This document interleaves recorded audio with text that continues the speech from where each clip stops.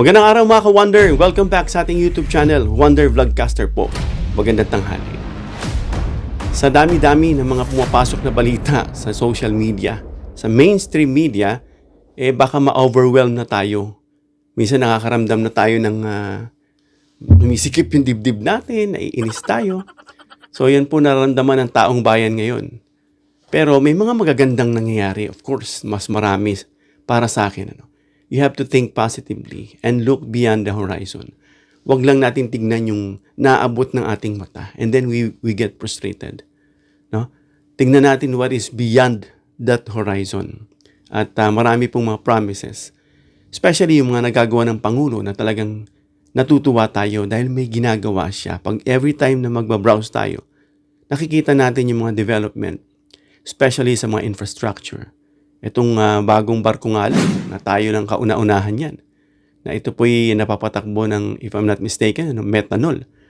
Na uri ng hindi na kailangan ng fuel o ng gas. Na uri na nagbibigay ng pollution. No? So maganda. Aside from yung mga horizon natin na projects. From aircraft na lumilipad sa impapawid, of course. Sa dagat at sa lupa, lahat tayo niyan. And yung ating mga defense system, yung mga artilleries, etc. Yan po in-improve ng Pangulo. Kaya naman, yung faithfulness ng military ay wala silang rason para tumanggi sa kanilang Commander-in-Chief. Pag-usapan natin, pampatanggal ng stress, itong mensahe ng Prime Minister ng Malaysia during 47th Asian Summit. Alam natin that time na itinurn over yung leadership kay PBBM. Pero hindi lang basta leadership mga ka-Wonder. Dahil may character na binanggit itong pinuno o punong ministro or prime minister ng Malaysia na si Dato Seri Anwar Ibrahim sa ating Pangulo. Na ang mensahe niya ay hindi lang para sa Pilipinas, kundi sa buong Timog Silangang Asya. Yan pong mensahe niya. So sa pahayag niya, binati niya si PBBM na leader. Sabi nga niya, I trust your steady hand. Ibig sabihin yung pamamalakad na hindi umuuga. Naalala niyo yung palabas na Iron Man, nung unang-unang episode na 1, na siya po ay nakidnap, at dinala siya rito sa isang lugar, sa kuweba, at pinagagawa siya ng mga sample. Sorry, hindi natin ma-distinguish, elaborate, baka bawal. Na isang klaseng, yung kagamitan.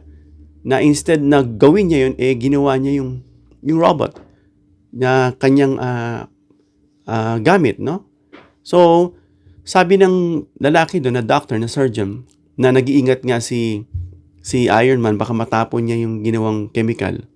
Sabi niya, relax. I have steady hands.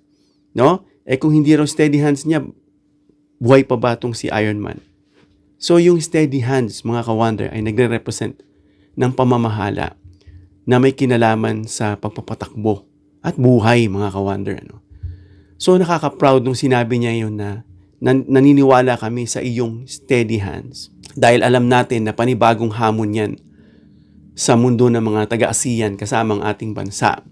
Pero may kapansin-pansin na binanggit na karakter itong si Anwar Ibrahim. At walang iba kundi ang ating national hero, ating bayani, pambansang bayani na si Dr. Jose Rizal.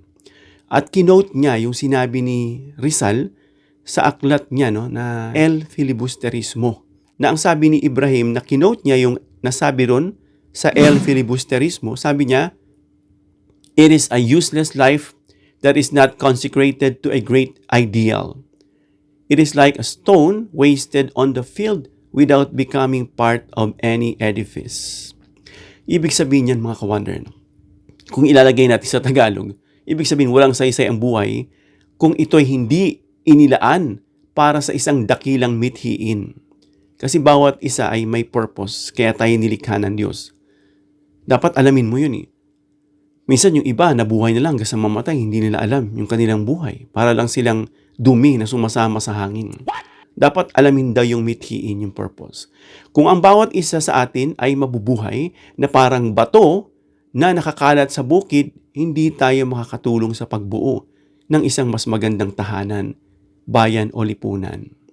Yan po yung sinasabi rito, no, na kung i-relate natin sa ating kaganapan ngayon, parang nakaka-relate ito sa nagdalawang nagbabangga ang leader.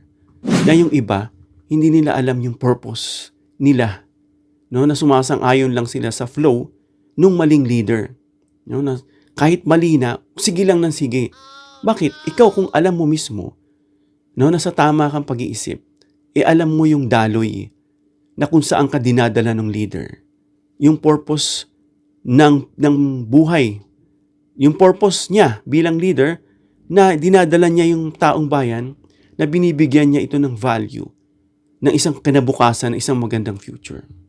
So malalim yung palaisipan na binigay dito ni Jose Rizal. No? Na una, sabi niya, walang saysay ang buhay kung hindi ito nilaan sa isang dakilang mithiin. Dahil para kay Rizal, mga ka-wonder, ang buhay ay isang simpleng buhay lang, no? Kakain ka, magigising ka sa umaga, matutulog ka. Yung iba magtatrabaho, makikipagbarkadahan. Pero ano ang bang tunay na layunin ng buhay, mga ka-wonder? May adhikain ito na mas malaki kaysa sarili. Kasi kung ikaw nakasentro ka lang sa sarili mo, walang kwentang buhay yan.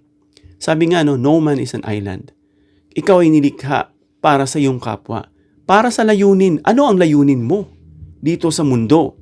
So ang taong nabubuhay lamang para sa pansariling ginhawa o tahimik na pagsunod o takot na kumilos ay buhay nga. Ngunit hindi ganap na buhay. May kasabihan, sabi, don't just exist. Live. No, hindi lang nag-i-exist ka for the sake of life na wala ka namang silbi. Wala kang purpose. Pati yung boto mo, binibenta mo. Pati yung pagdidesisyon mo sa buhay, kahit mali yung tao, kinakampihan mo. Yan ang klaseng purpose yan. Hanapin mo yung totoong purpose kung bakit ka nilikha. At dito ginamit din nitong Prime Minister yung makapangyarihang talinghaga. Sabi, parang batong nakakalat sa bukid.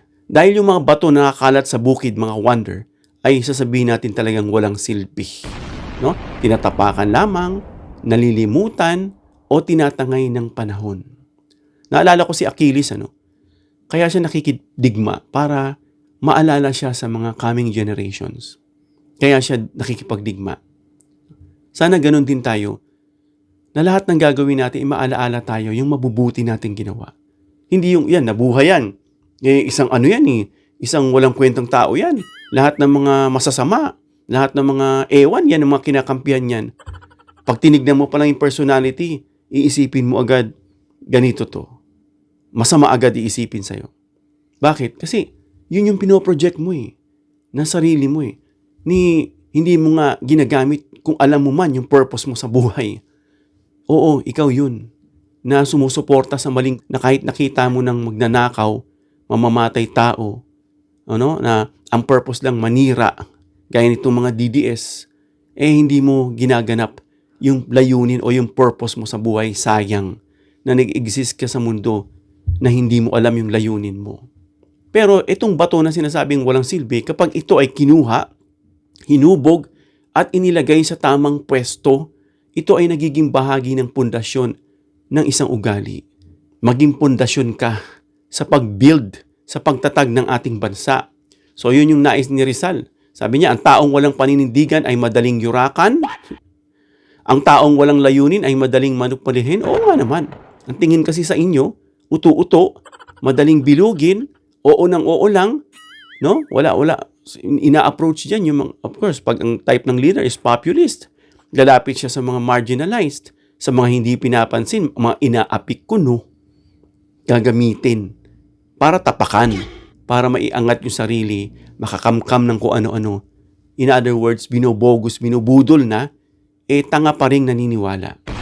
So napakaganda, hindi na natin elaborate yung mga sinabi ni Rizal dito sa El Filibusterismo. Yan po yung sinishare ko lang based nung high school days na ang pagkakaalala ko. No? Dapat yung ating isipan, huwag nating hayaang gumuho. Dapat gamitin natin ito.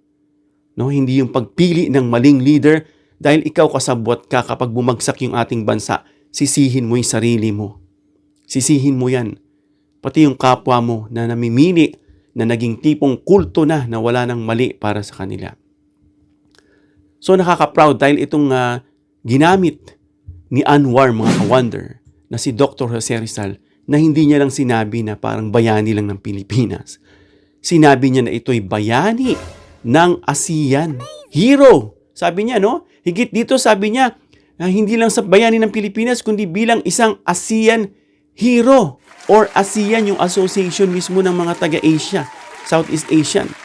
Bayani nila. Dahil nababasa nila yan sa kanilang mga pag-aaral at nakita nila kung gaano kadakila si Rizal. At of course, si PBBM, nakita nila yung pamumuno ni PBBM, nakikita nila yan eh.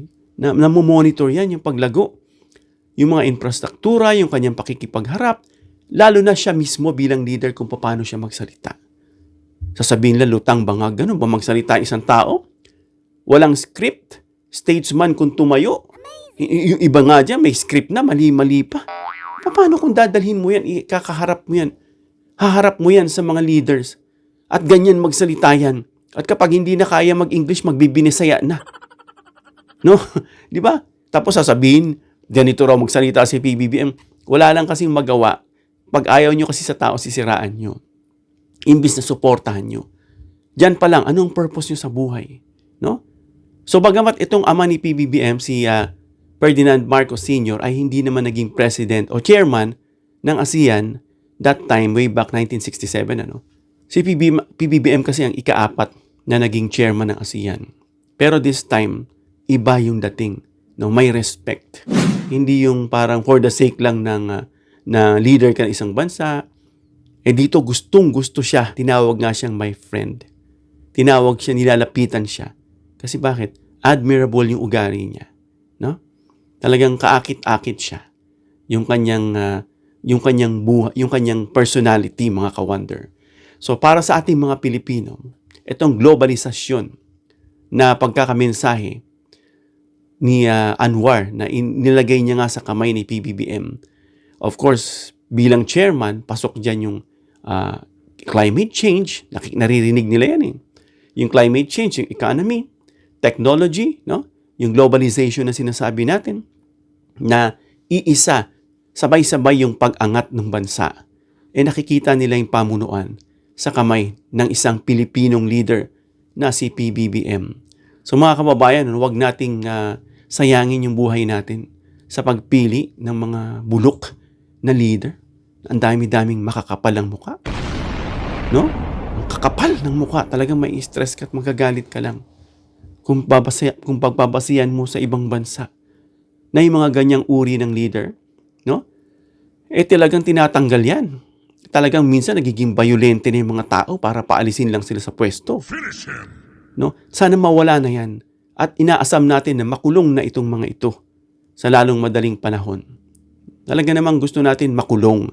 Yun lang eh. Maniniwala nga tayo, sabi nila, maniniwala lang kami sa Constitution, sa batas ng bansa. Kung mapapakulong itong mga ito, naiiba ang lakas ng loob. Sinira mo yung aking pangalan. Oh, sus! As if may pangalan pang sisirain.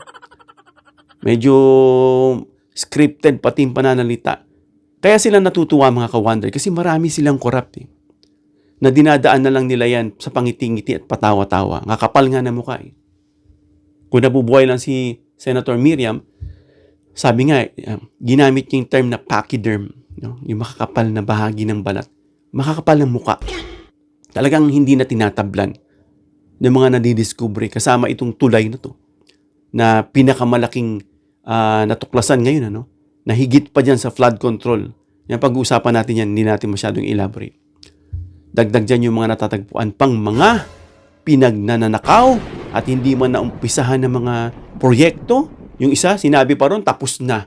Ni isang kurot na isang piko, wala yatang nagawa. Ganun kakawalang hiya. At nangyari yan during the time nung dating Pangulo.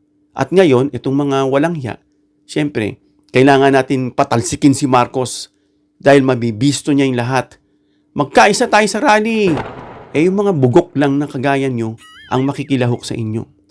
Kaya tandaan natin, bantayan natin yung ating puso't isipan, ha? Huwag natin ipagkakanulo ito.